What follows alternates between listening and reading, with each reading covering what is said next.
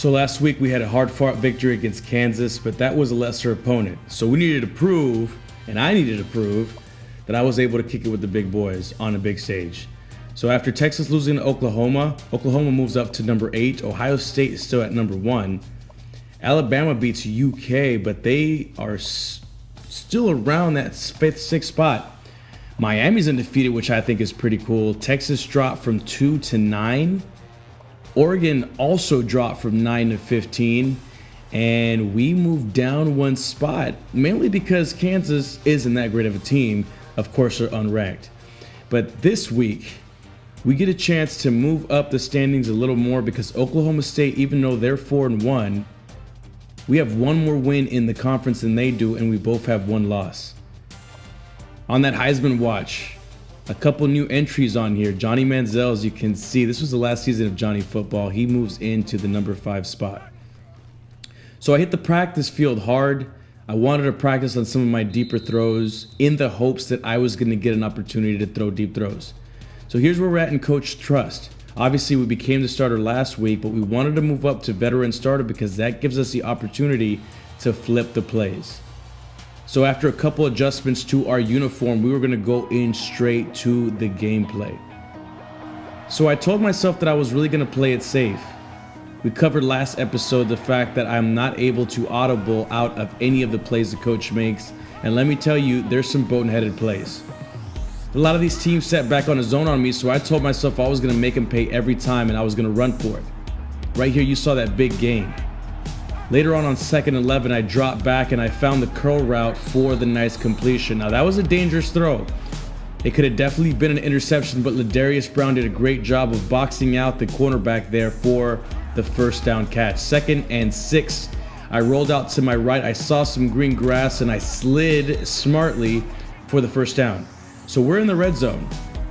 And in the red zone, I handed it off to Wyman James, my trusted. Oh, and he fumbles. He fumbles in the goal line. Remember that last week, I ended up botching a pitch.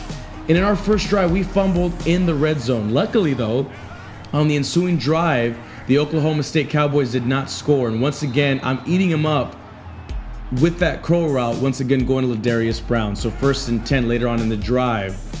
I find our homie Cam White up the middle. I split the safeties for the first down. 3rd and goal. I need to make something happen here on 3rd down. I found our tight end, Stephen Bryant, for the 17-yard touchdown reception. So as you can see at the bottom of your screen, I was 5 for 5 at this point with the TD. For some reason, we missed the extra point, but look at Wyman James blowing somebody up and making up for that fumble for the first down. But once again, we missed the extra point. They score on a touchdown pass. We're down 7-6, and look at the horrible interception that I throw to the linebacker. I had nowhere else to go, but I had green grass. I should have scrambled. Luckily, though, they don't score. And look at our tight end dropping that wide open pass. 2nd and 10. You know what?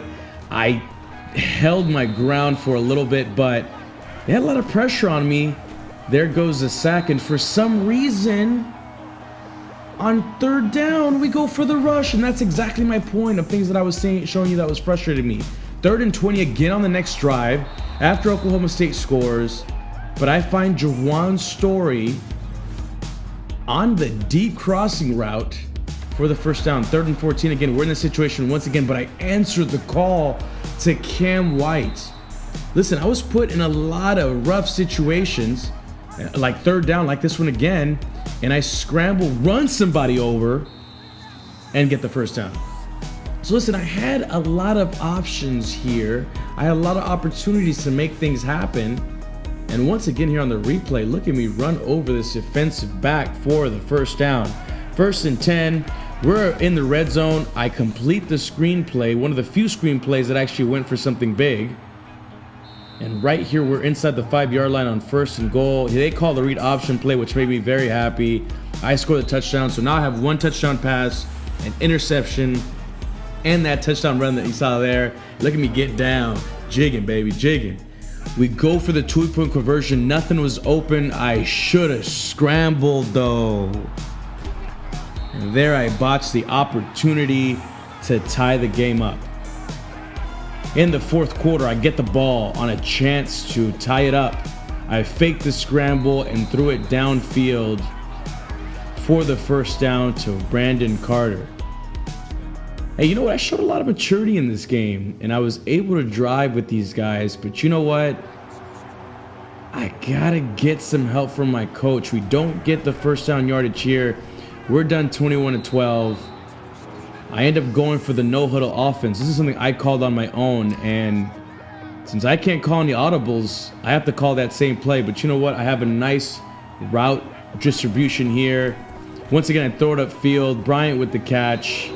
Time's winding down. I would need a score and an onside kick because it's a two-position game.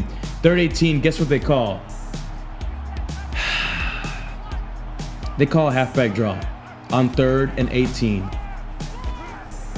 So Wyman James gets a lot there on the gain. I guess coach snaps into it. I mean, he snaps out of it. He comes back to his senses. 4 verticals on 4th and 7. The only problem with 4 verticals is, you know what? I need some time to throw. I can't audible my running back into a block. I should have completed it to the running back, but at this point, the game was over. That was it. We hung with these guys. But if it wouldn't have been for my interception and poor play calling, and of course this play of the game here, I feel like we could have made something happen. So we lose. And it looks like at this point, I'm going to have to battle for just a bowl game.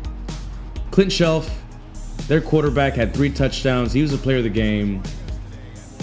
This is a crushing defeat. But I have to say, if I'm going to look at this selfishly, 15 for 20 is not bad. A touchdown, 173 yards, 75 completion percentage, but the 5 sacks. 16 for 30.